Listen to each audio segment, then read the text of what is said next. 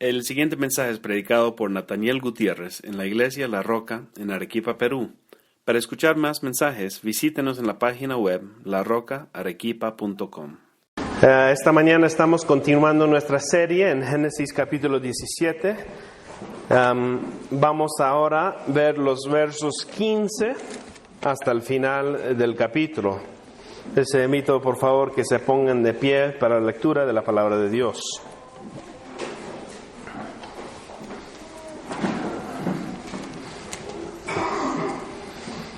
También le dijo Dios a Abraham: a Sarai tu esposa, ya no la llamarás Sarai, sino que su nombre será Sara.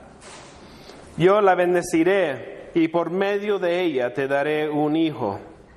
Tanto la bendeciré que será madre de naciones, y de ella surgirán reyes de pueblos.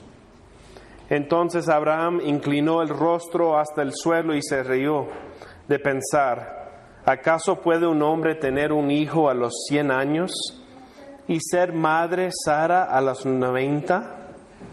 Por eso le dijo a Dios: concédele a Ismael vivir bajo tu bendición. A lo que Dios contestó: pero es Sara, tu esposa, la que te dará un hijo, al que llamarás Isaac. Yo estableceré mi pacto con él y con sus descendientes, como pacto perpetuo. En cuanto a Ismael, ya te he escuchado.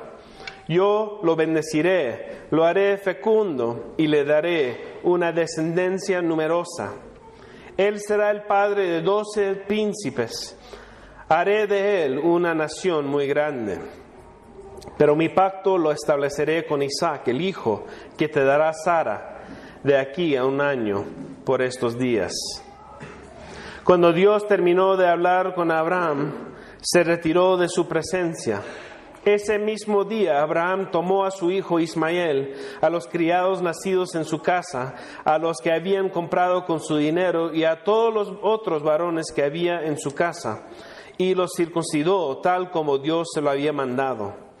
Abraham tenía 99 años cuando fue circuncidado, mientras que su hijo Ismael tenía 13.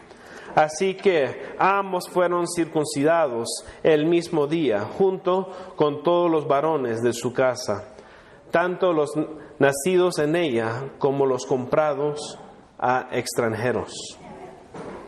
Hoy día vamos a tratar este capítulo y no vamos a tratar cada punto, entonces le hemos dado hojas en que pueden anotar preguntas para la parte de la escuela dominical. Entonces, por favor, no se olviden de anotar sus preguntas ahí. Vamos a orar y pedir la bendición de nuestro Señor. Padre, te damos gracias por este día de descanso, por este día en que podemos nosotros acercarnos a tu santuario para escuchar tu palabra y para alabarte. Padre, hay tantas voces en este mundo que quieren nuestra atención, tantas enseñanzas, Señor, que contradicen tu voluntad y tu palabra. Pero, Padre, estamos cansados de ser llevados por el mal camino, ser instruidos en caminos equivocados. Queremos escuchar la verdad de tu palabra, queremos confiar en ti. Queremos que tú nos alimentes, Señor, porque estamos hambrientos espiritualmente. Y sabemos que un mero hombre no puede hacer ese trabajo. Y por eso rogamos en el nombre de nuestro Señor Jesús que por medio del Espíritu Santo hables a cada persona, Padre. Que nos cambies de actitud, que renuevas nuestros corazones endurecidos por el pecado y que nos ayudes, Señor, a andar en fe en tu palabra. Háblanos, Padre, te pedimos, y ayúdanos a concentrarnos en lo que tienes que enseñarnos en esta mañana, porque te lo pedimos en el nombre de Jesús. Amén. Pueden tomar asiento.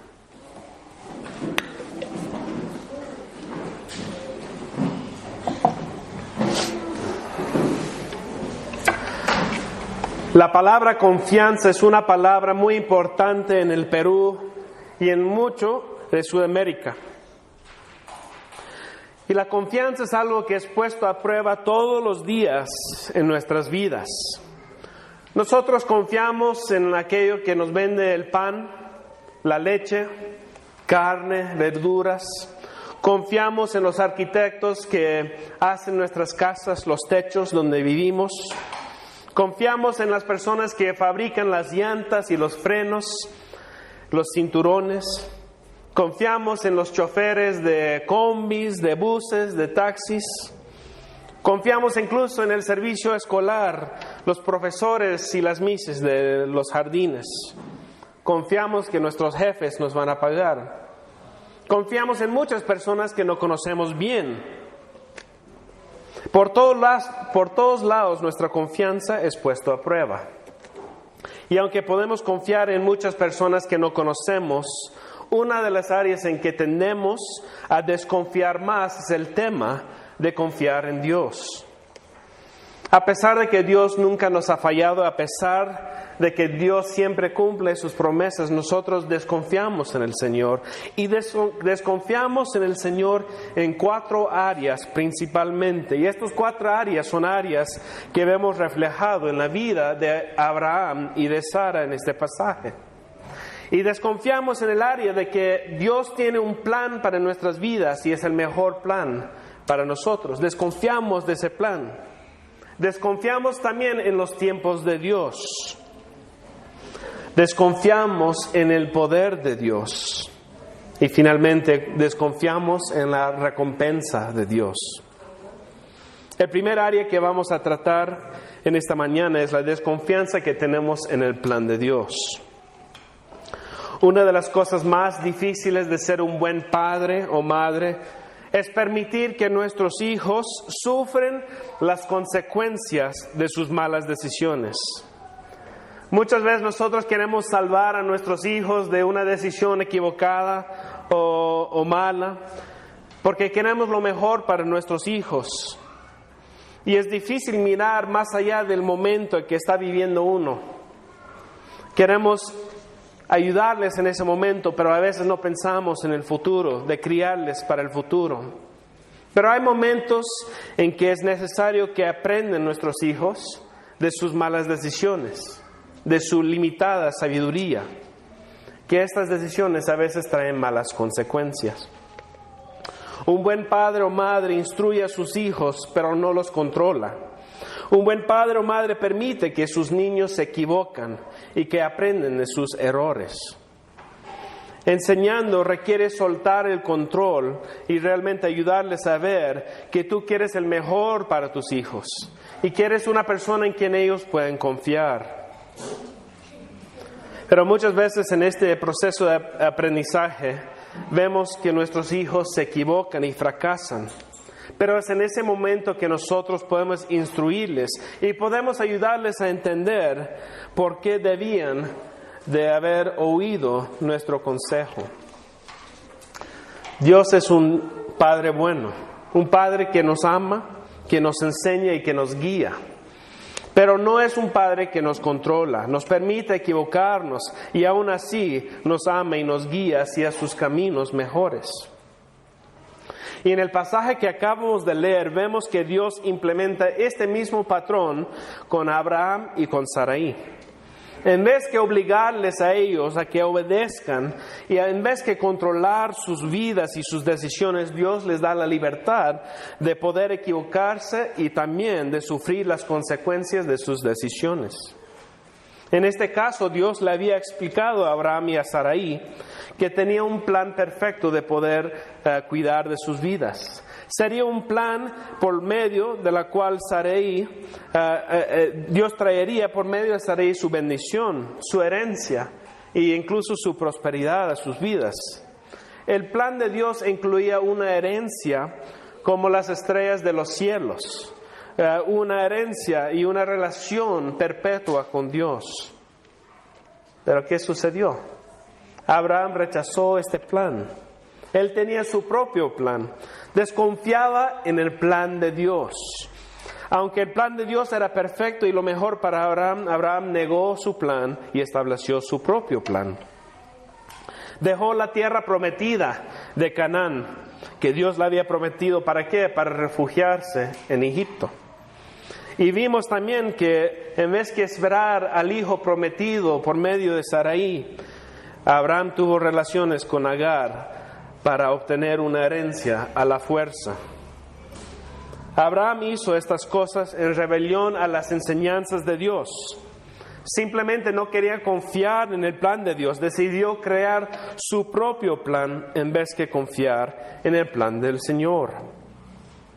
Y veremos que Abraham y Sarai sufrirán las consecuencias de su desconfianza en el plan de Dios.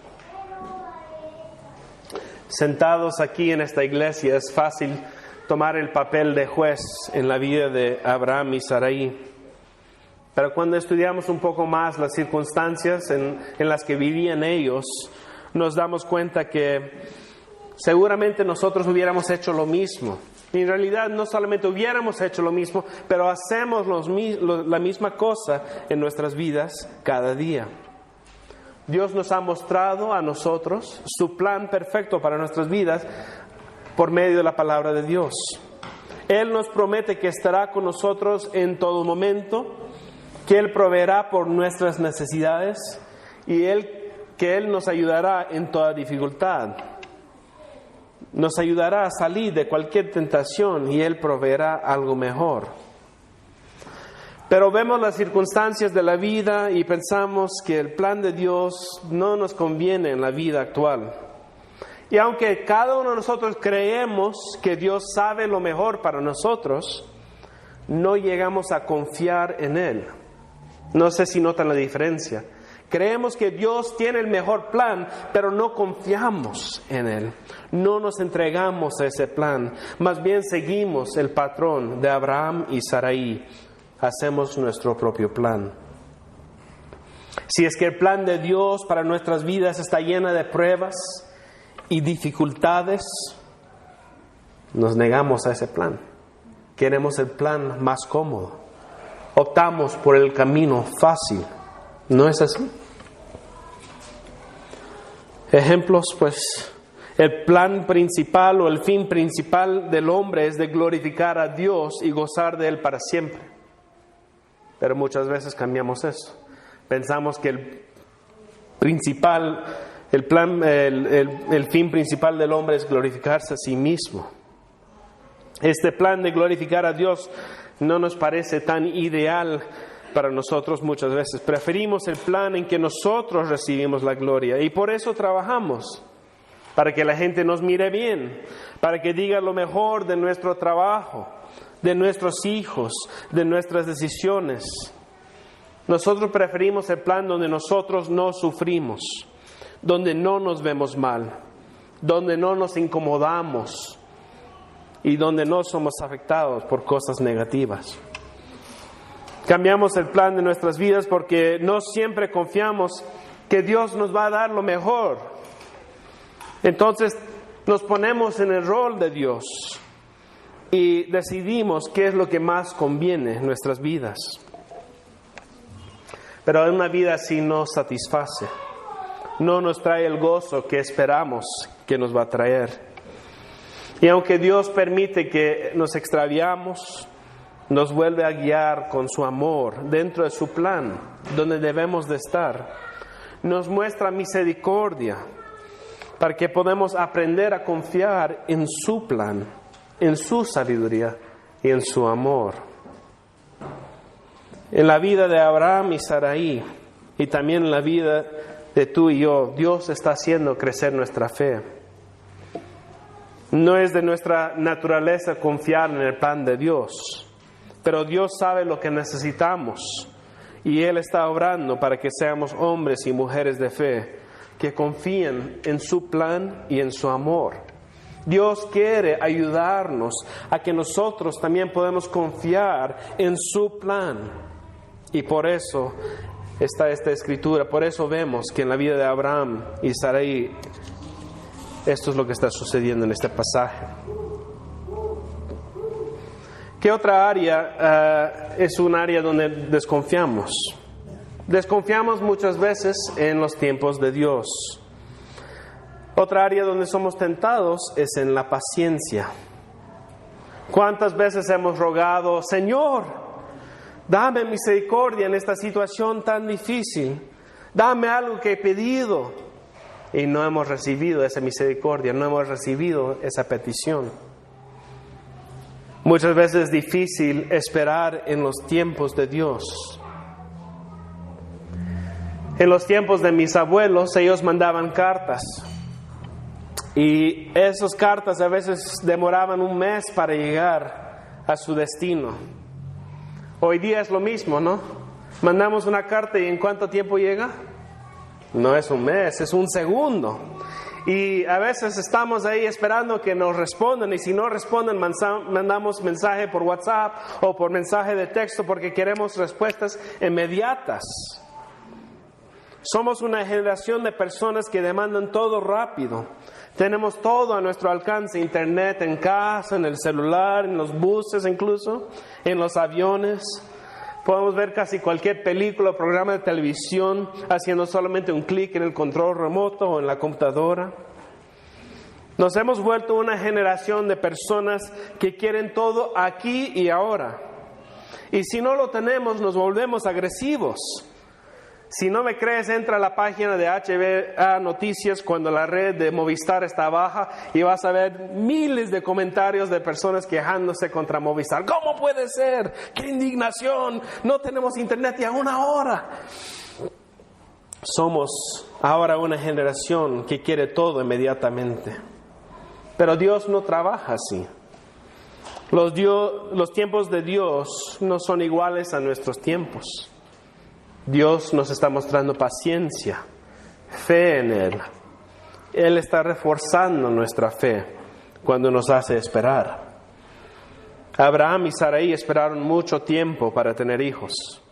Estaban tan cansados de esperar en los tiempos de Dios que decidieron hacer las cosas a su manera, a la fuerza. Y de este acto de impaciencia vemos las consecuencias de sus pecados. Sarai es llevado al faraón en Egipto y luego también por medio de Agar nace Ismael. ¿Qué problemas hubieran evitado a Abraham y Sarai si es que no hubieran tomado estas decisiones impacientes? Si no hubieran forzado un resultado inmediato. Y hoy día nosotros no somos muy diferentes. Todavía no deseamos esperar en los tiempos de Dios. Hemos visto quizás muchos de esos memes que dicen, ¿qué queremos? Y toda la gente adentro, su bendición. ¿Cuándo lo queremos? Ahora. Todos queremos ahora, todo. No nos hemos vuelto adictos a los resultados y soluciones instantáneas. Tenemos que esperar que hierve el agua y que el café pase por la máquina o tenemos café instantáneo. Ya no es necesario hacer popcorn con una olla, podemos meterlo a la microondas y sale en unos segundos. Chocolatada instantánea, sopa instantánea, todo al instante. Pero Dios nos detiene, nos hace reflejar, nos hace estar quietos y meditar sobre quién es Él y quiénes somos nosotros. Nos recuerda que así como el café instantáneo no es tan rico como el café que se prepara bien, y así como la comida rápida no se compara con la caja china o la pachamanca, la provisión de Dios es mucho mejor de lo que nosotros podemos obtener aquí y ahora en nuestra impaciencia y el deseo de lo inmediato. El enfoque de Abraham estuvo sobre la tierra de Canaán, sobre la herencia, esa bendición aquí y ahora, pero no sabía que en los tiempos de Dios, en los 25 años que esperaba tener hijo, a los 100 años, era porque Dios quería enseñarle que sus promesas son mucho más grandes de lo que se puede obtener aquí, inmediatamente, en este mundo. Las promesas y el pacto de Dios son perpetuas. Tienen un alcance mucho más lejos que lo que tenemos en este mundo. Tienen un alcance a la eternidad. Es por eso que en este capítulo Dios enfatiza vez tras vez tras vez. Esto es un pacto perpetuo. No es un pacto temporal, es un pacto para toda la eternidad. Dios desarrolla en nosotros una paciencia y una confianza en Él, en el que reconocemos que Él traerá su bendición y su provisión a sus tiempos, no en nuestros tiempos y cuando más lo necesitamos. De esta manera, aunque pasemos por hambre, dificultades, falta de alguna cosa o pasemos por desánimo, podemos confiar en los tiempos de Dios, que Él proveerá por nuestras necesidades. No nos ha abandonado y esperar en su provisión es lo mejor. Es mucho mejor que tratar de resolver nuestras necesidades sin el apoyo y sin la bendición de Dios. Dios está fortaleciendo nuestra fe por medio de estas circunstancias. Nos está ayudando a ver más allá de lo presente, más allá de lo inmediato, y de ver que su provisión eterna es mejor que cualquier solución inmediata. Entonces, hasta el momento hemos visto que el plan de Dios es mejor que el plan del hombre. Hemos visto también que los tiempos de Dios es mejor que nuestros tiempos. Y ahora también vamos a ver que el poder de Dios es mejor que el poder del hombre. Una de las cosas que más me impacta de la historia de Abraham y Sarai, y ya hemos tomado varias semanas estudiando este tema, es de que el autor no deja de mencionar cuántos años tenían. No sé si se han dado cuenta, pero en cada momento estamos hablando de cuántos años tenía Abraham y cuántos años tenía Sarai. Y no solamente en este pasaje, pero si vamos a Hebreos, ahí el autor también dice que estaban casi muertos. O sea, cada pobre Abraham y Sarai, ¿no? Toda su vida estaban hablando de su edad, que estaban ya casi muertos, esqueletos, ¿no? Esqueletos. Y qué feo sería, pero ¿por qué lo hace la Biblia? ¿Por qué? ¿Qué es lo que nos está tratando de mostrar?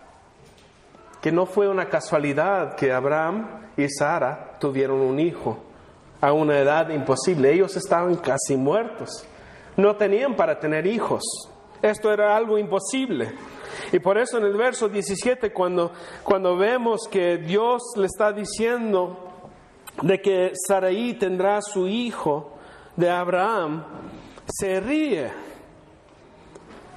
Incluso dice, él tiene 99 años, pero dices, yo tengo como 100 años, un siglo. Sarai tiene 90 años, no va a poder tener hijos, esto es imposible. Abraham sabía la realidad, que a esta edad ya no se podía tener hijos.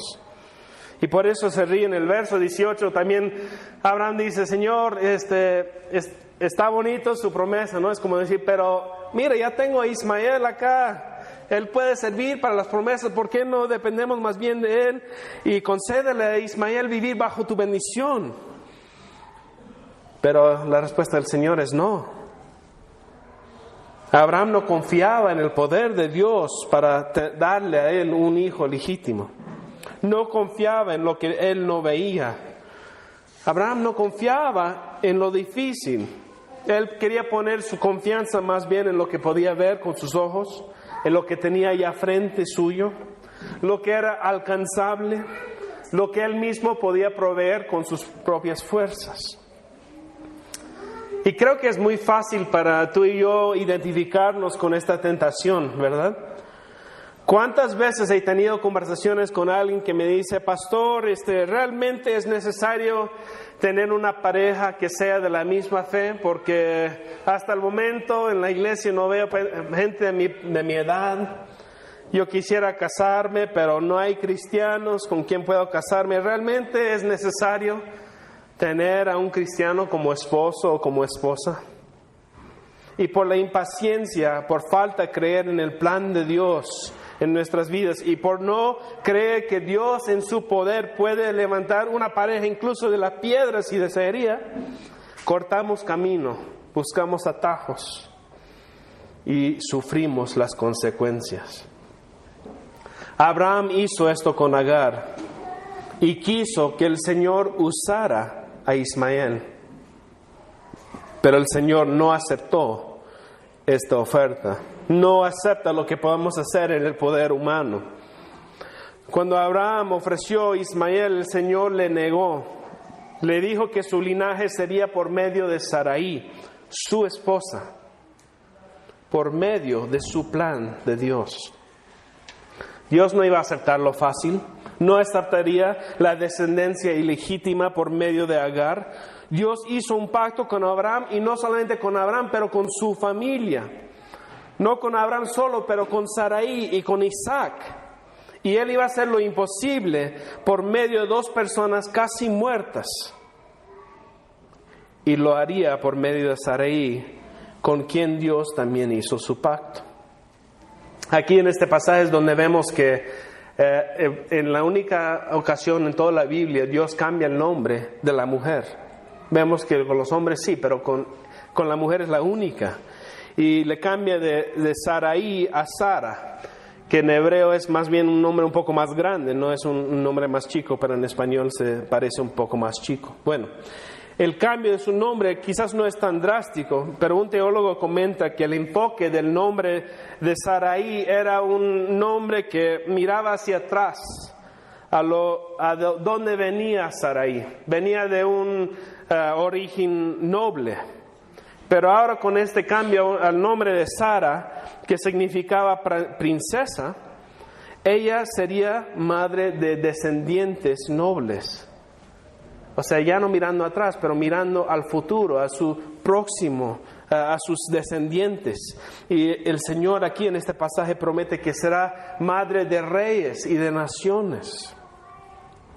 Dios cumpliría su promesa y su pacto perpetuo, haciendo lo imposible por medio de su poder, no el poder de los hombres. En el poder sobrenatural de Dios mismo. Y de esta forma nos ayudará a ver que las promesas de Dios siempre se cumplen. Y Él merece nuestra confianza en su poder. No es difícil tratar de conectar esta historia a nuestras vidas. Nosotros sabemos que muchas veces en nuestra impaciencia y nuestra desconfianza en el plan de Dios tratamos de hacer las cosas de nuestra manera, en nuestro poder, en vez que esperar en el poder de Dios. Y aquí el Señor nos recuerda que eso trae consecuencias terribles en nuestras vidas. Y es necesario para nosotros empezar a confiar que el Señor, quien tiene su plan perfecto y tiene sus tiempos perfectos, también tiene el poder necesario para cumplir este plan y este tiempo. Pero también el Señor quiere que confiemos en una cosa más, en su recompensa. Como mencioné, vivimos en una cultura y generación de lo instantáneo.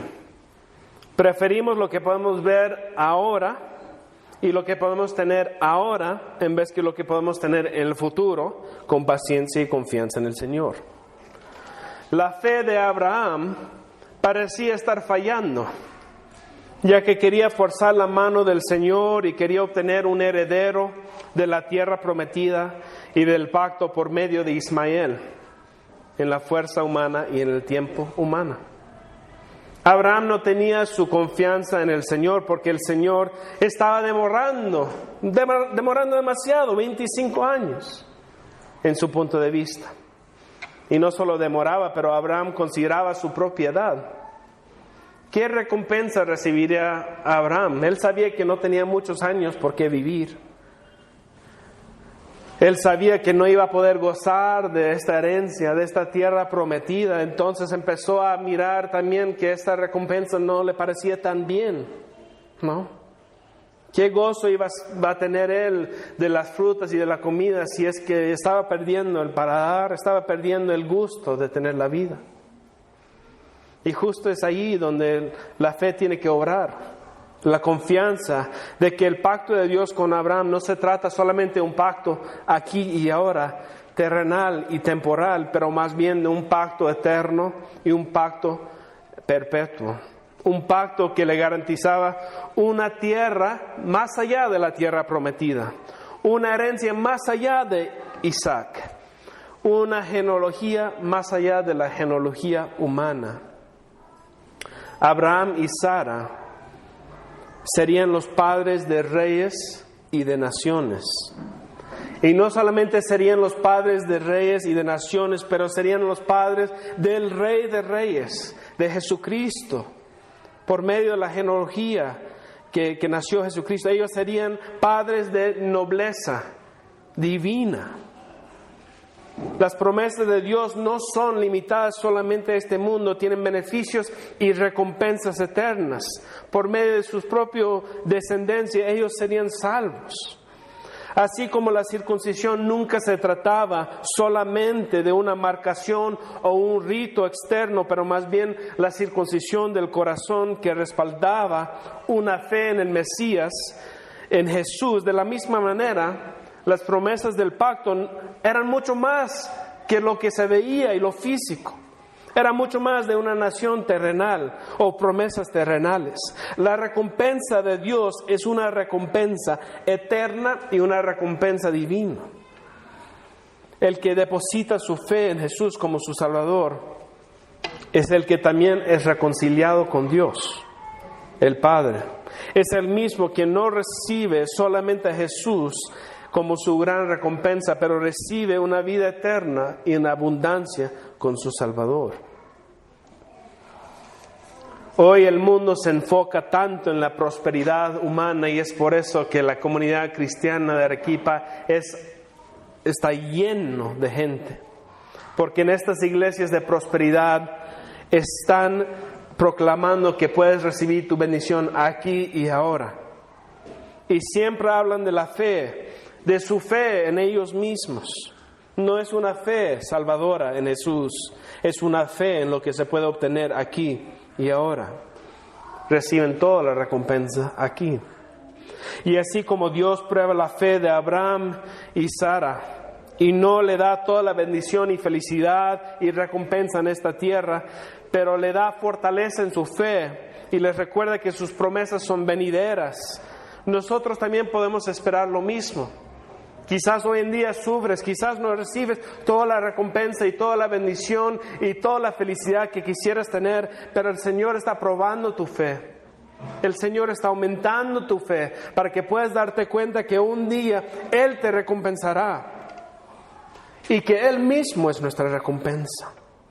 No podemos encontrar gozo en las cosas de este mundo, solo podemos gozarnos en Cristo Jesús. Quitemos nuestra mirada de las cosas de este mundo, de nuestros planes, de nuestros tiempos, de nuestro poder y de las recompensas que nosotros podemos tener.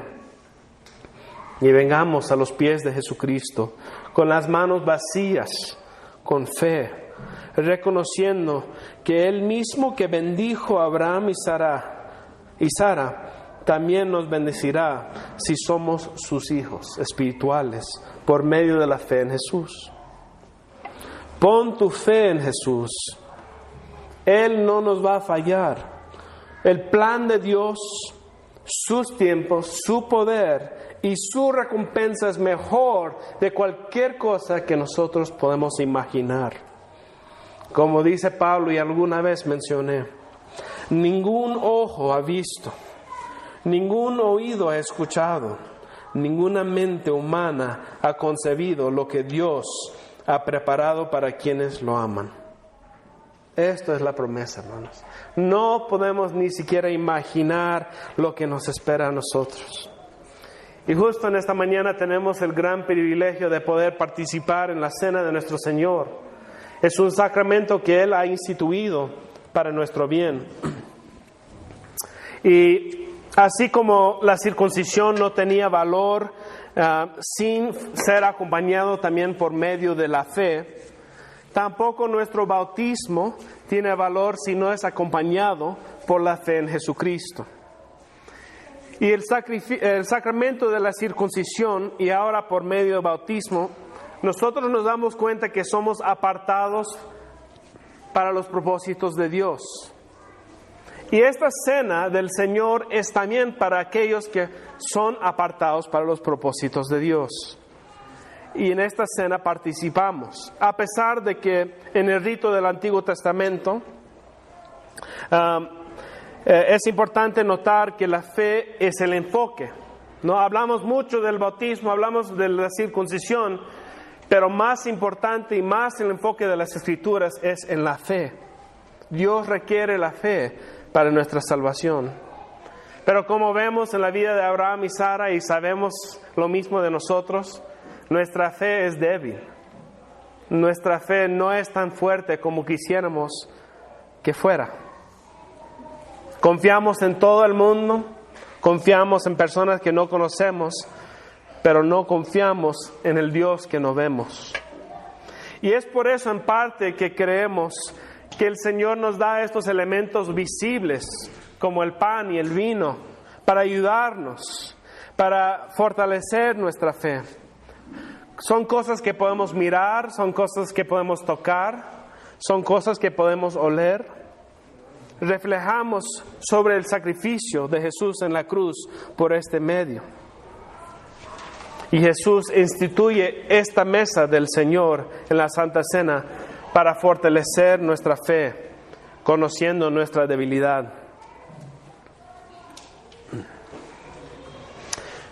Y el Señor Jesús instituyó esta cena. Fue instituido por el Señor Jesucristo como el nuevo pacto en su sangre, diciendo: haced esto en memoria de mí. Porque cada vez que comemos de este pan y bebemos de esta copa, proclamamos la muerte del Señor Jesús hasta que Él venga.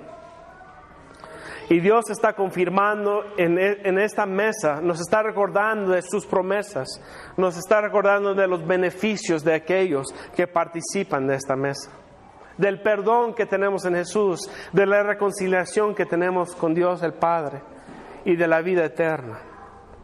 Y también esto es un momento en que nosotros podemos reafirmar, podemos recordar las promesas y los votos que hemos hecho ante Dios, de nuestros privilegios y nuestras responsabilidades en el pacto, en el presente, mientras esperamos su futura venida.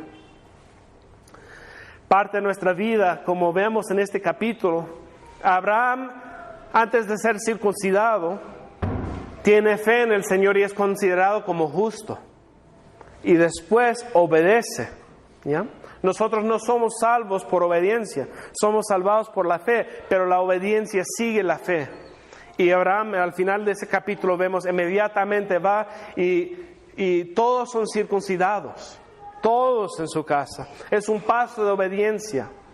Y nosotros recibimos el bautismo como algo pasivo, pero como algo activo tomamos en obediencia también a la cena del Señor. Esto es una parte muy importante. Sabemos que aquí el Señor Jesús no está presente en el pan y en el vino, pero espiritualmente sí está presente. Espiritualmente nos fortalece. Los elementos no cambian. No vienen a ser sangre y cuerpo de Jesús físicamente, solo espiritualmente por medio de la fe. Y esto nos muestra y nos recuerda que no es por medio de nuestro esfuerzo, nuestro plan, nuestros tiempos o nuestro poder que somos salvados. Nos recuerda que fue un sacrificio en la cruz por medio del cuerpo quebrantado de Jesús, por la sangre derramada de Jesús, que nosotros tenemos entrada entre el Padre. Nos recuerda que no es de nosotros, es de Dios esta bendición. Y en el Señor Jesús nos invita a ser fortalecidos, a ser consolados, a ser renovados y refrescados por medio de esta obra. Quiero recordarles que la palabra también, aunque nos invita a participar de esta mesa, también nos advierte que hay personas que no deberían de tomar de esta cena. Escuchen lo que dice Pablo en 1 Corintios 11, 27 al 30. Por tanto, cualquiera que come el pan o bebe de la copa del Señor de manera indigna es culpable de pecar contra el cuerpo y la sangre del Señor. Así que cada uno debe examinarse a sí mismo antes de comer el pan y beber de la copa. Porque el que come y bebe sin discernir el cuerpo, come y bebe su propia condena. Y por eso hay muchos entre ustedes débiles y enfermos, e incluso varios han muerto. Entonces Pablo les está recordando: si no conoces a Jesús como tu Salvador, si estás viviendo en pecado en este momento, si no eres un miembro de una iglesia que confiesa a Jesucristo como su Salvador, entonces no participes de esta cena. Te invitamos a que te quedes aquí y que reflejas y te preguntes a ti mismo: ¿por qué no soy miembro? ¿Por qué no confío en Jesús como mi Salvador? ¿Por qué no estoy participando de esta mesa? refleja y pide al Señor que te ayude a hacer este cambio en tu vida.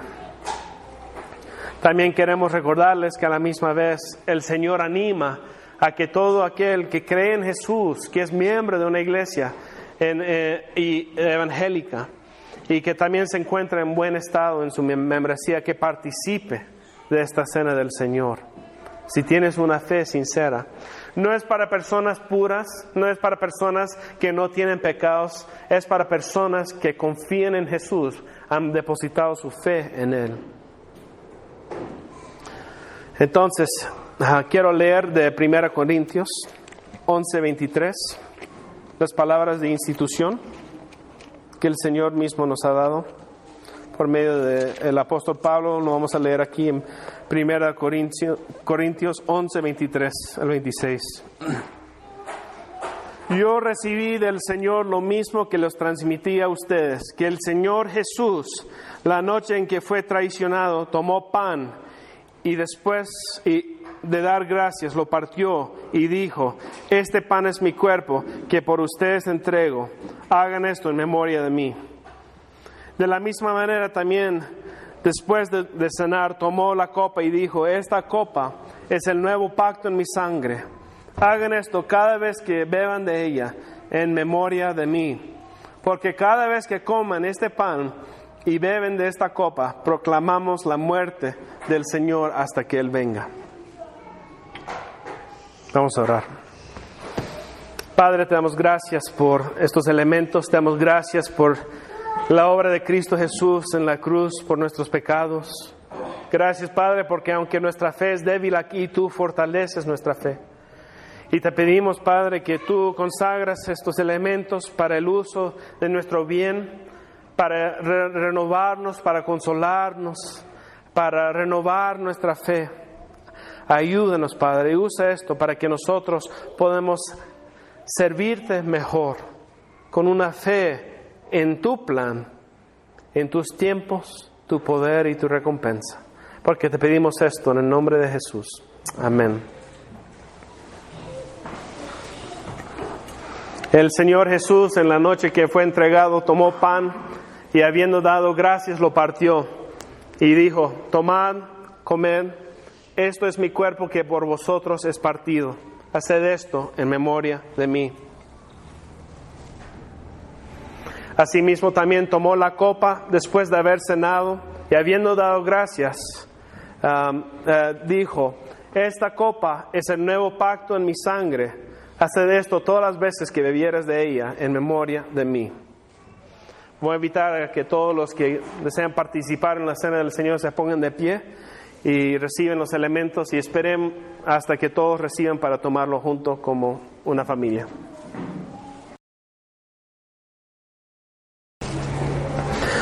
El cuerpo de Jesús que por vosotros es partido, coman de ella. La sangre de Jesús que es derramado por el perdón de nuestros pecados, beban de ella.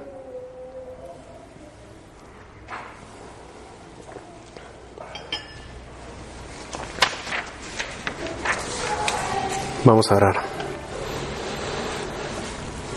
Gracias, Señor, por tu cena. Gracias, Padre, porque esto representa algo mucho más grande de lo temporal, de lo que vemos y lo que olemos y lo que sentimos. Padre, sabemos que tiene un significado eterno. Padre, tiene significado mucho más grande de tu bendición y del perdón de nuestros pecados. Te rogamos, Padre, que nos ayudes a poner nuestra fe en ti, que nos ayudes, Padre, a caminar en una manera digna del llamado de nuestro Señor Jesucristo. También te rogamos por los que no participaron, los que todavía no son personas que son miembros de tu iglesia, que han depositado su fe en ti. Ayúdalos, Señor, a poder tomar ese paso, a buscarte a ti, Señor. Suavice sus corazones, Señor. Ayúdales a hacer esa entrega total y depositar su fe en ti.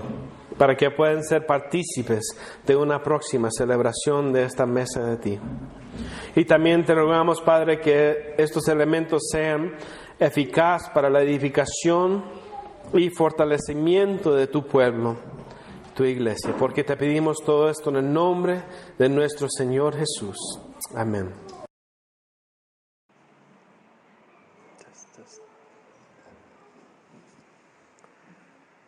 Muy bien, por favor abren sus Biblias al libro del Evangelio San Juan. Vamos a estar estudiando esta mañana el capítulo 11.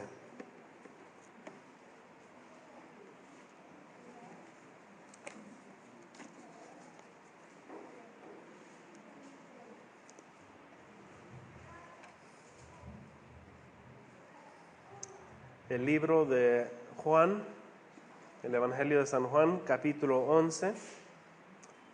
En esta mañana vamos a continuar la serie que habíamos empezado ya por un tiempo.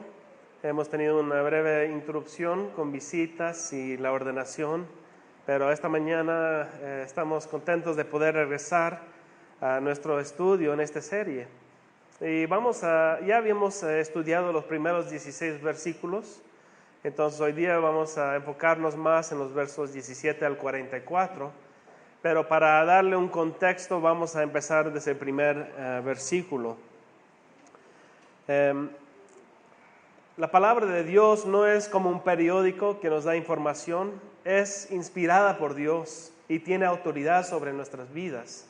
Entonces, aunque es larga la lectura esta mañana, por favor tomen bastante atención a la palabra de Dios. Vamos a ponernos de pie y escuchen Juan capítulo 11, versos 1 hasta el 45. Había un hombre enfermo llamado Lázaro, que era de Betania, el pueblo de María y Marta, sus hermanas. María era la misma que ungió con perfume al Señor y le secó los pies con sus cabellos. Las dos hermanas mandaron a decirle a Jesús: Señor, tu amigo querido está enfermo. Cuando Jesús oyó esto, dijo: esta enfermedad no terminará en muerte, sino que es para la gloria de Dios, para que por ella el Hijo de Dios sea glorificado. Jesús amaba a Marta y a su hermana y a Lázaro. A pesar de eso, cuando oyó que Lázaro estaba enfermo, se quedó 2 días más donde se encontraba. Después dijo a sus discípulos: volvamos a Judea. Rabí, objetaron ellos, hace muy poco los judíos intentaron apedrearte, ¿y todavía quieres volver allá? ¿Acaso el día no tiene 12 horas? Respondió Jesús. El que anda de día no tropieza porque tiene la luz de este mundo, pero el que anda de noche sí tropieza porque no tiene luz. Dicho esto, añadió: nuestro amigo Lázaro duerme, pero voy a despertarlo. Señor, respondieron sus discípulos, si duerme, es que va a recuperarse. Jesús les hablaba de la muerte de Lázaro, pero sus discípulos pensaron que se refería al sueño natural. Por eso les dijo claramente: Lázaro ha muerto, y por causa de ustedes me alegro de no haber estado ahí para que crean. Pero vamos a verlo. Entonces Tomás, apodado el Gemelo, dijo a los otros discípulos: vayamos también nosotros para morir con él. A su llegada Jesús se encontró con que Lázaro llevaba ya 4 días en el sepulcro. Betania estaba cerca de Jerusalén, como a 3 kilómetros de distancia, y muchos judíos habían ido a casa de Marta y de María a darles el pésame por la muerte de su hermano. Cuando Marta supo que Jesús llegaba, fue a su encuentro, pero María se quedó en la casa. Señor, le dijo Marta a Jesús, si hubieras estado aquí, mi hermano no habría muerto. Pero ya sé que aún ahora Dios te dará todo lo que le pidas. Tu hermano resucitará, le dijo Jesús. Ya sé que resucitará en la resurrección en el día final, respondió Marta. Entonces Jesús le dijo: yo soy la resurrección y la vida. el que cree en mí vivirá, aunque muera. Y todo el que vive y cree en mí no morirá jamás. ¿Crees esto? Sí, Señor, yo creo que tú eres el Cristo, el Hijo de Dios, el que había de venir al mundo. Dicho esto, Marta regresó a la casa y llamando a su hermana María le dijo en privado: el maestro está aquí y te llama. Cuando María oyó esto, se levantó rápidamente y fue a su encuentro. Jesús aún no había entrado en el pueblo, sino que todavía estaba en el lugar donde Marta se había encontrado con él. Los judíos que habían estado con Marta en la casa dándole el pésame, al ver que se había levantado y había salido deprisa, la siguieron pensando que iba al sepulcro a llorar. Cuando María llegó a donde estaba Jesús y lo vio, se arrojó a sus pies y le dijo: Señor, si hubieras estado aquí, mi hermano no habría muerto. Al ver llorar a María y a los judíos que la habían acompañado, Jesús se turbó y se conmovió profundamente. ¿Dónde lo han puesto?, preguntó. Ven a verlo, Señor, le respondieron. Jesús lloró. Miren cuánto lo quería, dijeron los judíos.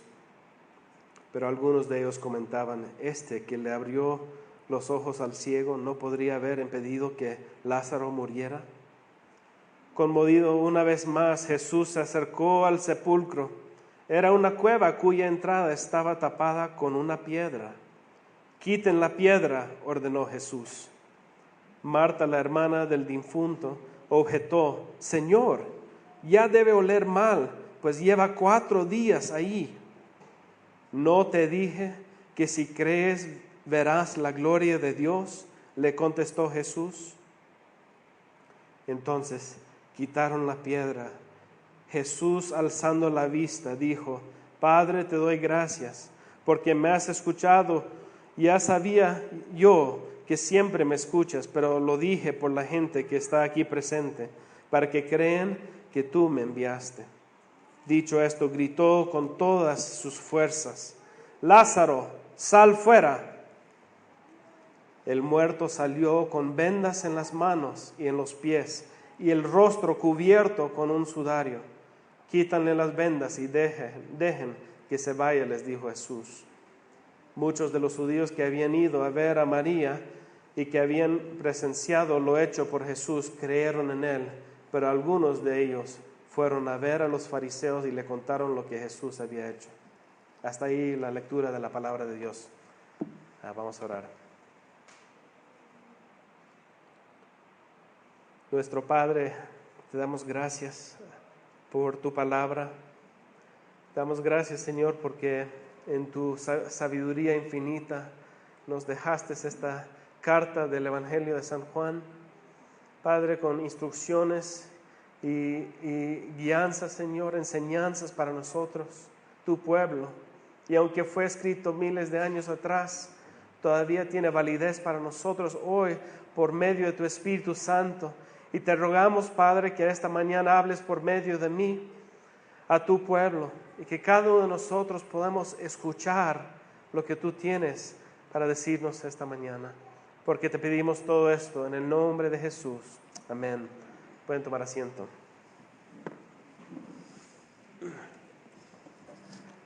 Como mencioné antes, estamos en nuestra serie del Evangelio de San Juan, ya el capítulo 11. Y vemos en esta parte de esta serie que ahora Jesús está totalmente enfocado en establecer la fe de sus amados, para la gloria de Dios Padre y también para el bien de sus hijos. Cuando reportamos una historia, es imposible reproducir todos los detalles de una escena que hemos experimentado o hemos visto personalmente. Si una persona no está presente para ver los detalles específicos, escuchar quizás los ruidos fuertes o los ruidos bajos, o sentir el calor de una conversación muy caliente o muy fría, o también saber cómo está el clima de la escena, todas estas cosas. Si uno no está ahí para experimentar eso, pierde muchos detalles, ¿no? Pero un buen autor puede desarrollar los detalles de una historia de tal forma que las cosas más importantes sobresalen en su escritura, en sus narraciones, y nos enfrentan con poder. Y acá en el libro de Juan capítulo 11, aunque no sabemos todos los detalles de lo que pasó en esta historia, el apóstol Juan escribe de tal forma que podemos ver claramente el punto del capítulo. Podemos entender la enseñanza que Dios nos está trayendo por medio de sus escritos. Esta enseñanza que Él nos trae es un llamado a la fe, a creer en Jesús. En este capítulo Jesús nos está llamando a creer en Él para la gloria de Dios y para el bien de nosotros. La manera en que podemos definir como el punto principal de nuestro capítulo es de darnos cuenta de las muchas veces que el apóstol Juan nos pinta una escena con énfasis en las dudas de los discípulos. Un autor no puede escribir todos los detalles, entonces tiene que enfatizar ciertas cosas, y lo que está enfatizando aquí vez tras vez tras vez en este capítulo es que hay dudas en la gente. Jesús quiere regresar a Judea, hay dudas de parte de los discípulos. Vamos a estudiar eso un poco más. No solamente de los discípulos, pero también de los judíos y también de Marta y María. Hace 3 domingos atrás vimos la primera sección de este capítulo. Vimos cómo Jesús recibió la noticia de su amigo querido, Lázaro. Estaba enfermo. Vimos también cómo recibieron sus discípulos de Jesús la idea de que Jesús quería regresar a donde estaba Lázaro, donde acaban de tratar de matarle. Rabí, objetaron ellos, hace muy poco los judíos intentaron apedrearte y todavía quieres volver allá. Podemos darnos cuenta de que los discípulos estaban con bastante temor. No confiaban en las decisiones de Jesús. Dudaron de su sabiduría. Dudaron de su propósito. Pero no solamente los discípulos, Marta y María también dudaron. Jesús no se había apresurado mucho en llegar a su lado cuando escuchó que su amigo estaba enfermo. Más bien se quedó unos días donde se encontraba. Finalmente, cuando Lázaro llevaba 4 días en el sepulcro, Jesús apareció. Apareció por lo menos 4 días después de que había muerto. Apareció por lo menos 4 días después de haber dejado a María y Marta solas, sufriendo sin la presencia de Él. Marta y María, las hermanas de Lázaro, estuvieron muy frustradas. Las dos vinieron a los pies de Jesús diciendo: Señor, si hubieras estado aquí, mi hermano no habría muerto. Ellas dudaron de quién era Jesús. Jesús para ellas simplemente era un hombre que solo podía sanar quizás enfermedades leves, enfermedades no tan serias, pero no tenía en el punto de vista de ellas la autoridad ni el poder de levantar a un hombre muerto a la vida nuevamente. Por eso se enfocan en el que si hubiera venido Jesús antes de la muerte, todo estaría bien, pero ahora están tristes. Dudaron de Jesús.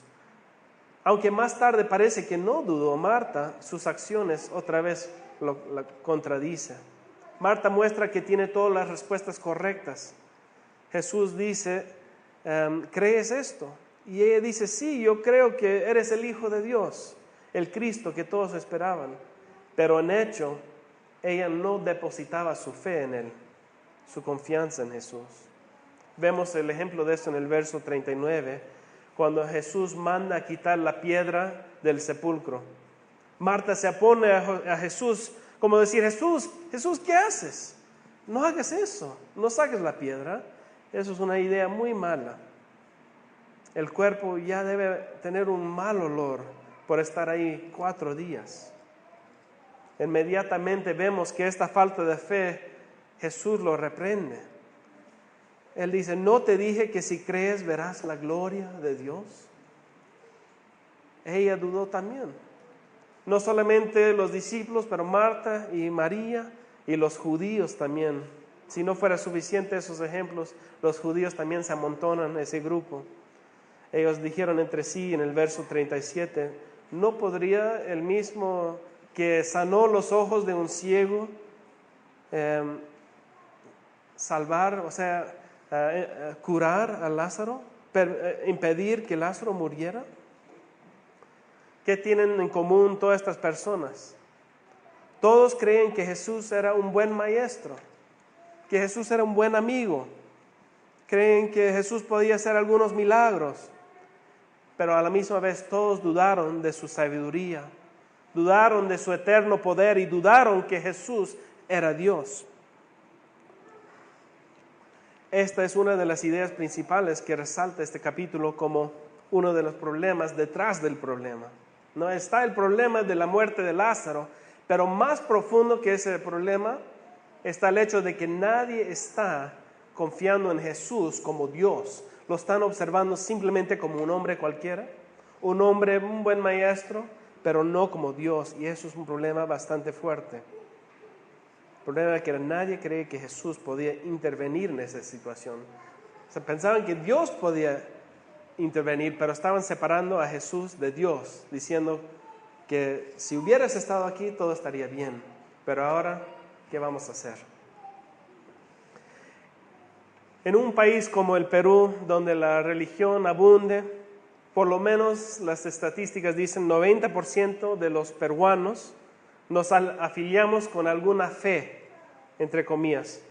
La fe es una parte muy importante de nuestra sociedad, de nuestras familias, cultura, gobierno, educación. Incluso son muy pocas las personas en este país que dicen ser ateos, o sea, que dicen no creer que Dios existe. Casi todos creen que Dios existe. Sin embargo, aunque muchos de nosotros decimos creer en Jesús, algunos de nosotros solo le vemos como un ejemplo.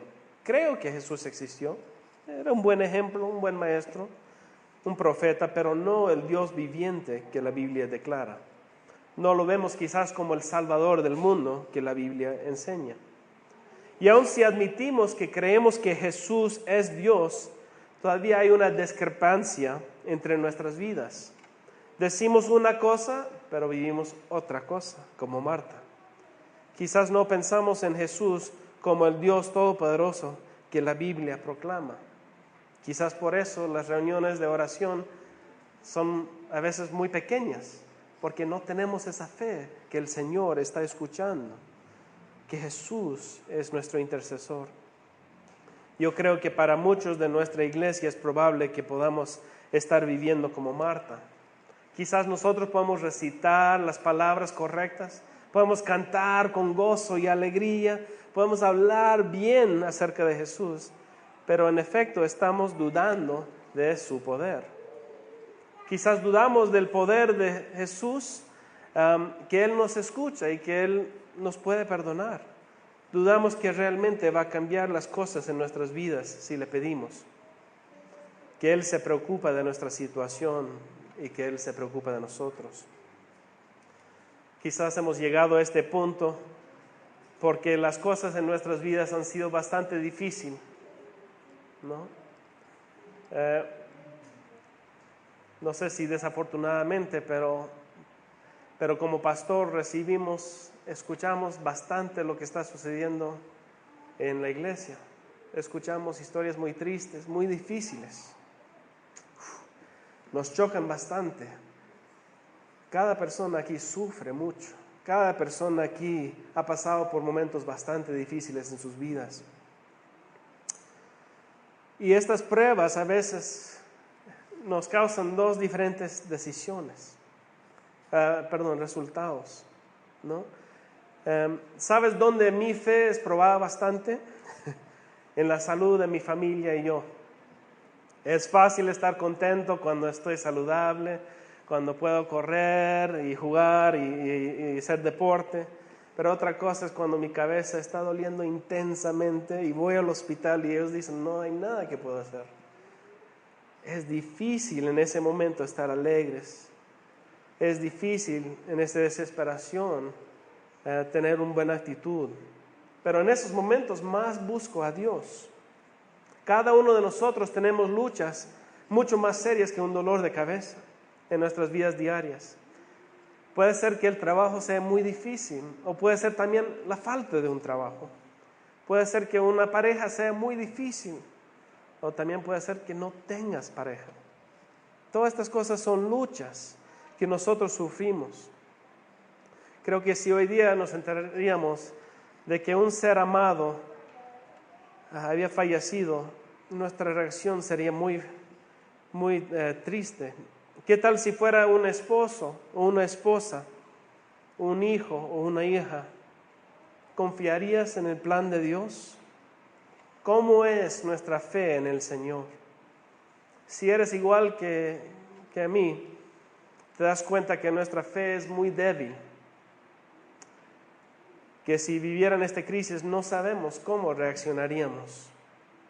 Ese es el punto a que quiero llegar. El Señor quiere que nosotros tengamos fe en esos momentos aún más difíciles. Si el Señor podría salvar a su ser amado, a Lázaro, pero decide no venir hasta 4 días después de su muerte, como dice en este pasaje, ¿cómo reaccionarías tú al escuchar esa noticia? Es una pregunta quizás difícil, porque la gran mayoría de nosotros estaríamos devastados. Imagina cómo habría de haber sido para las hermanas de Lázaro, sabiendo que Jesús no estaba tan lejos y que podría haber llegado, pero se demoró y no fue accidente, lo hizo a propósito. Pruebas de esa magnitud nos pegan profundamente en el corazón.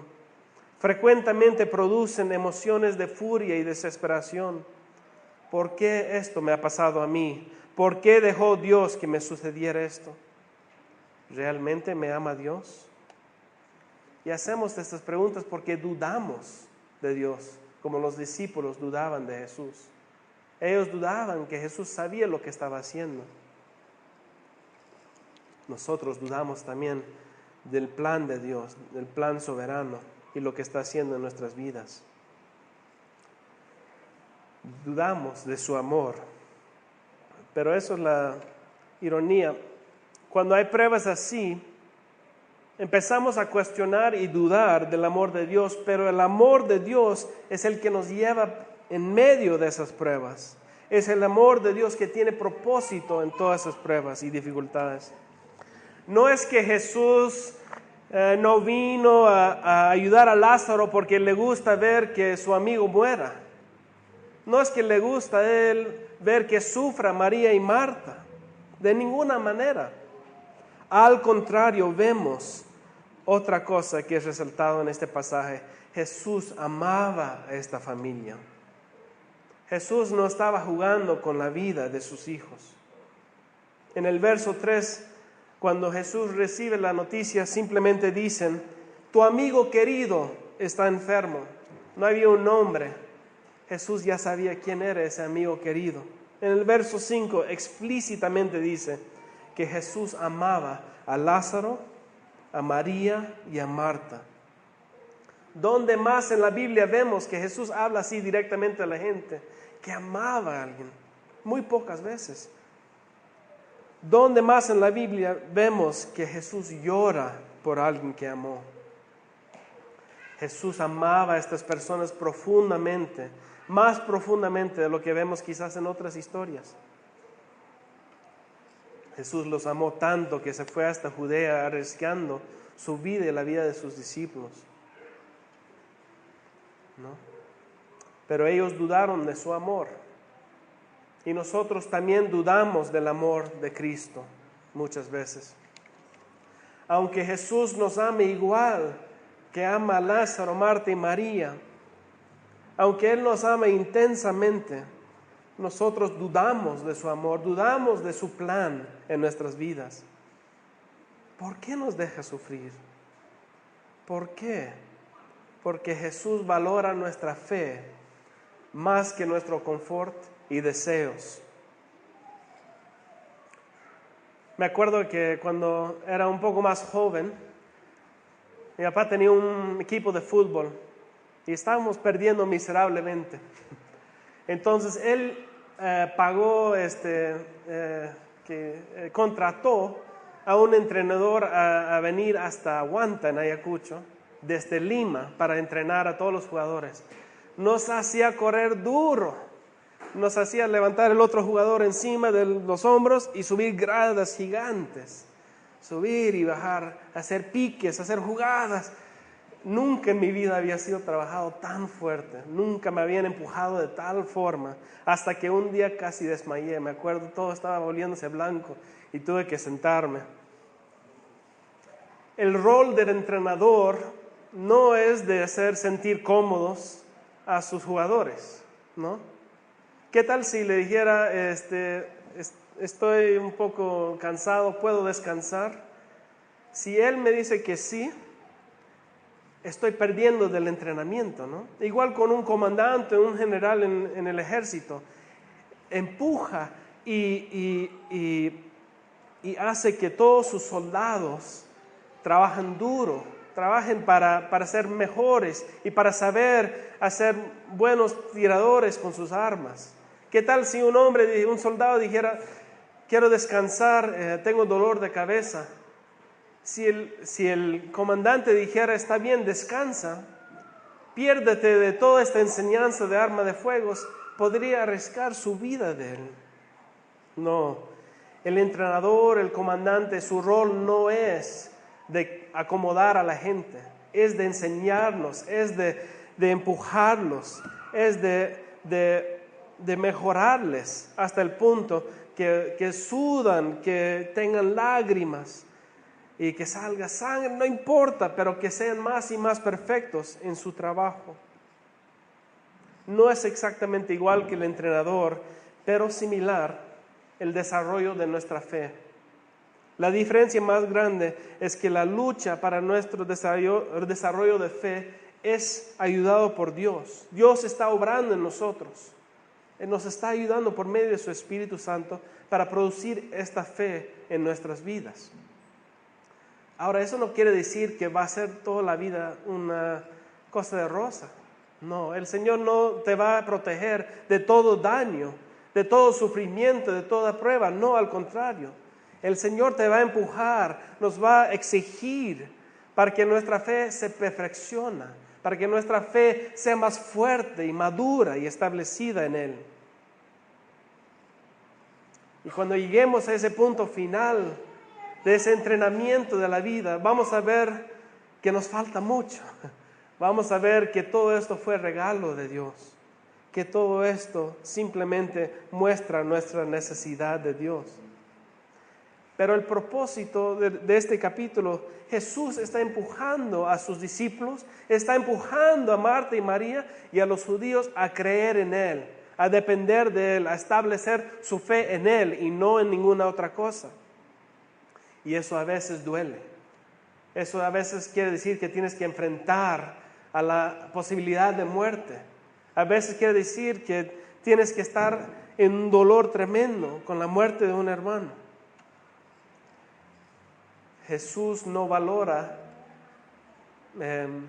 nuestro confort y comodidad más que la fe. La fe es más importante.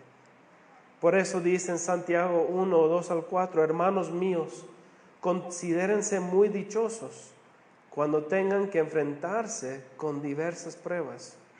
Esta es una actitud completamente distinta al mundo, ¿no? Considérense muy dichosos, alegres, privilegiados, cuando tengan que enfrentarse con diversas pruebas, pues ya saben que la prueba de su fe produce constancia, y la constancia debe llevar a feliz término la obra para que sean perfectos e íntegros, sin que les falte nada. Dios quiere que nuestra fe se perfeccione y lo hace por medio de las pruebas. No es fácil para nosotros apreciar esta enseñanza, ¿no? Pero la realidad es que Dios tiene como prioridad nuestra fe. Él quiere que nuestra fe se desarrolle. Fe no en cualquier cosa, pero fe en las Escrituras, fe en lo que el Señor Jesús hizo. Una fe, esta semana pasada escuché un líder religioso que dijo, lo primero que dijo es, qué bueno que estamos todos aquí. Sé que venimos de diferentes religiones, pero lo bueno es que todos adoramos al mismo Dios. Y yo, ¿cómo podría decir una cosa tan terrible, tan falso? Yo no podía sentarme ahí tranquilo, estuve tan enojado. Que un líder religioso esté diciendo una herejía a todo el mundo, diciendo que todas las religiones son iguales, que todos adoran al mismo Dios. Que puedes creer en lo que te da la gana y está bien. Una fe en Jesús como un buen maestro y nada más no nos sirve de nada, hermanos. Una fe en Jesús como un hombre bueno o un amigo bueno no nos sirve de nada, ni de buen ejemplo, no nos sirve de nada. La base de nuestra fe tiene que ser basada sobre quién actualmente es Jesús, y Jesús es Dios y hombre. Es el único Salvador. Y Él requiere una fe que entrega todo a Él, no dejando nada atrás. Confiando nuestras vidas en sus manos, más y más. Aquí entra de nuevo la historia de Lázaro nuevamente. Ahí está el hermano de Marta y María, bastante enfermo. Le están llamando a Jesús porque están preocupados por su vida, pero el amado amigo de Jesús muere. Y si hubiese alguna duda de la condición de Lázaro, el texto claramente indica de que ya había pasado 4 días de muerte cuando llegó Jesús. 4. Quizás después de 1 día o 2 días alguien podría decir, bueno, quizás no estuvo muerto, ¿no? Vemos esos programas de televisión donde entierran a gente y resulta que habían estado vivos todavía. No, después de 4 días ya no. No solamente podemos ver que estaba completamente muerto en ese pasaje, pero también Marta está exigiendo, por favor, no destapes el sepulcro. No quites la piedra, Señor Jesús. Hay un olor fuerte. Muy mal. Marta y todos los que estaban presentes en este pasaje tenían algo en claro, que Lázaro estaba completamente muerto y nadie podía hacer nada por él. Quiero hacerles una pregunta sabiendo esto. Estando muerto Lázaro, ¿cuántos de nosotros esperaríamos de que Lázaro pudiera hacer algo por sí mismo? De que quizás Lázaro despertaría por sí mismo y decidiera levantarse de la muerte. Eso es ridículo, ¿no? Ninguno de nosotros creeríamos esto. Quizás no con el caso de Lázaro, pero yo creo que en nuestras vidas espirituales creemos que sí es posible. ¿Por qué digo esto? En Efesios capítulo 2, versos 1 y 5, el apóstol Pablo nos enseña que la condición del hombre es una condición de muerte espiritual. Escucha lo siguiente, Efesios 2:1 dice, en otro tiempo ustedes estaban muertos en sus transgresiones y pecados. Éramos por naturaleza objeto de la ira de Dios. Aquí Pablo está declarando que todo ser humano está muerto en sus transgresiones y pecados. A Pablo no le queda duda que no hay ninguna esperanza para un hombre muerto espiritualmente poder hacer algo bien. Una persona que está muerto espiritualmente es similar a la situación de Lázaro. No puede hacer nada por sí mismo. Sin embargo, hay muchos hoy en día, hay muchas religiones, hay muchos pastores, hay muchos sacerdotes que dicen que tú puedes salvarte a ti mismo. Hay muchos que dicen que tú puedes hacer algo para ganar tu salvación. Imagínate, hablando a Lázaro, Lázaro, levántate, haz algo. Imposible. Y nosotros escuchamos las mentiras de estas personas, líderes religiosos, que dicen que tú mismo puedes ganarte la salvación, que puedes esforzarte. Es mentira. No es de Dios. es de Satanás. Nosotros, la Biblia dice que estamos literalmente muertos espiritualmente, que no podemos hacer nada. Estamos muertos en nuestros pecados. Somos objetos de la ira de Dios. No nos queda opción. Nosotros no podemos hacer absolutamente nada para nuestra situación. No podemos hacer nada para agradar a Dios. Sin embargo, muchos dicen, esfuérzate, sé bueno. Entonces, si la Biblia dice que estamos muertos en nuestros pecados, ¿qué opción nos queda? ¿Y qué tiene que ver todo esto con Lázaro? Pues en la muerte de Lázaro podemos ver cómo Dios ilustra nuestra salvación con una historia verdadera. Así como Lázaro, tú y yo no teníamos esperanza, estuvimos muertos en nuestros pecados. Y no solamente por 4 días, quizás por años, quizás por décadas. Hasta que llegó un día en que el Señor Jesús vino a nosotros como el Señor Jesús vino a Lázaro. Y en ese día tan hermoso, Jesús, encontrándonos muertos, enterrados por nuestros propios pecados, atados también con esclavitud del pecado. Así como a Lázaro, el Señor grita con todas sus fuerzas, César, levántate, Emma, levántate, Natán, Freddy, Lucho, levántense. Y así de rápido vemos que de la muerte somos resucitados a la vida. Tenemos vida en Cristo Jesús.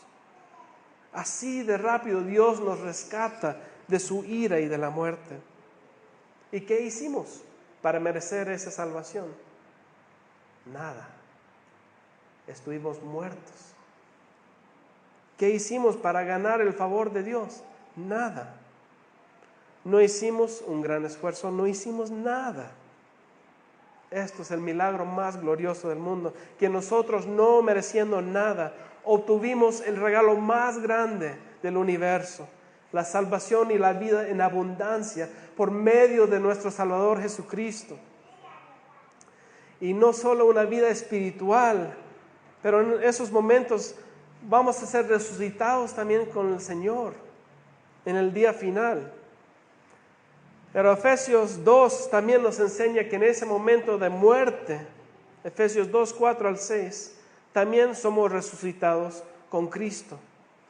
Efesios 2, 4 al 6 dice, pero Dios, que es rico en misericordia por su gran amor por nosotros, nos dio vida con Cristo, aun cuando estábamos muertos en pecados.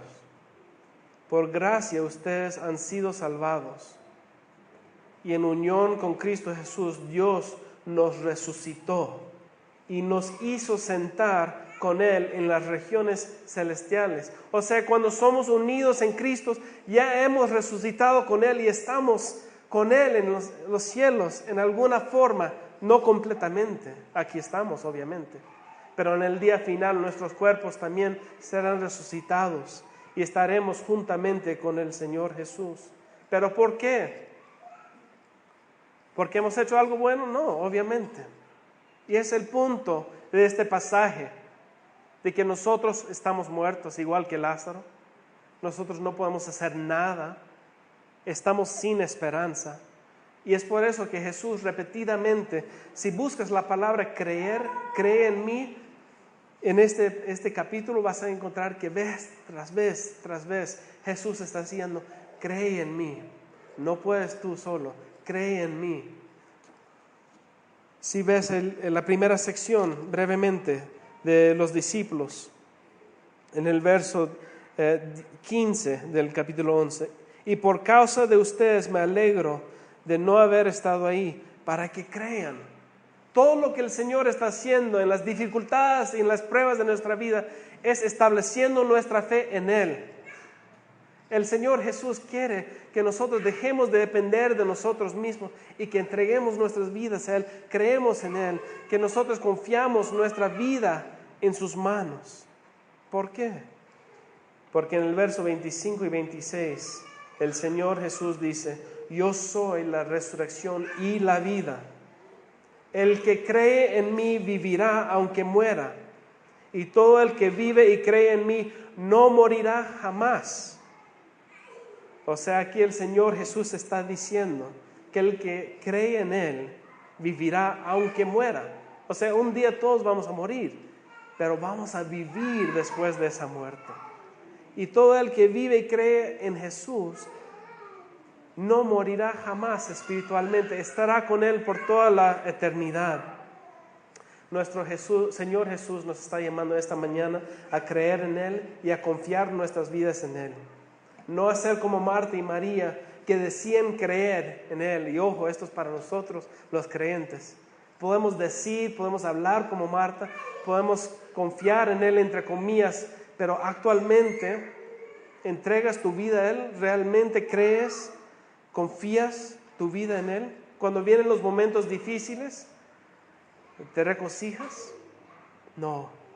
El Señor Jesús nos está animando, nos está mandando como un entrenador a seguir adelante, a buscar salir adelante en esas pruebas, a buscarle a Él y creer en Él en todo momento.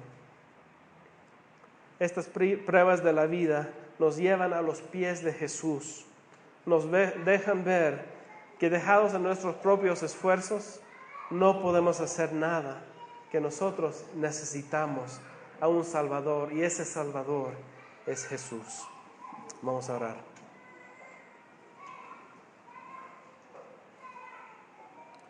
Señor, te damos muchas gracias por el gran regalo que nos has dado con este capítulo, Señor, de ver tu amor intenso para hombres y mujeres pecadores que dudaron de ti, dudaron de tu amor. Señor, ver cómo ese amor intenso se manifiesta a veces en maneras que no entendemos, esperando 2 días, Padre, para acercarse a Lázaro.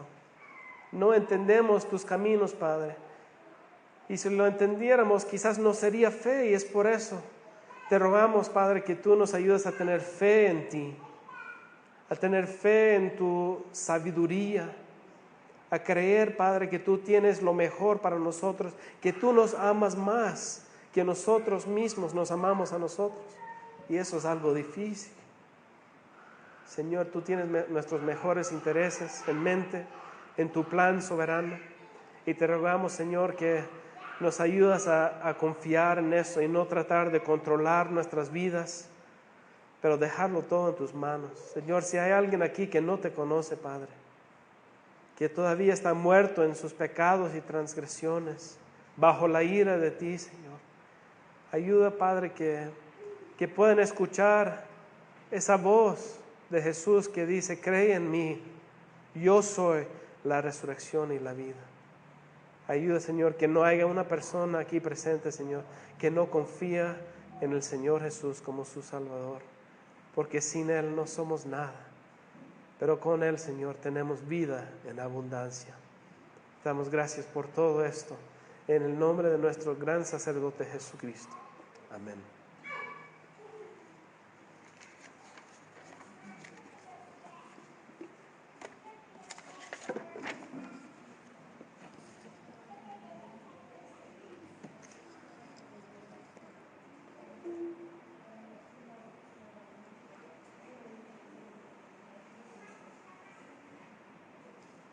Ahora hemos llegado a la parte del culto en que ofrecemos de lo mucho que el Señor nos ha dado, nuestras ofrendas y diezmos.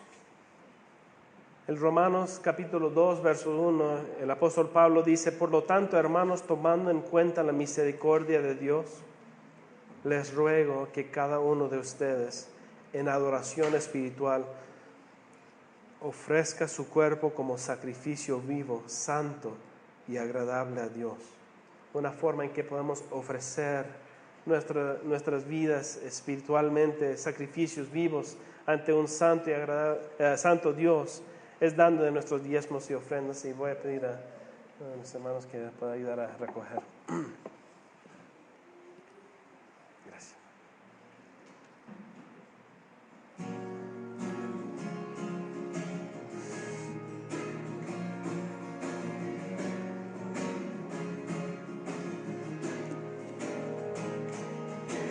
Todo lo lo que soy, alabe al Señor con todo mi corazón. De tu gran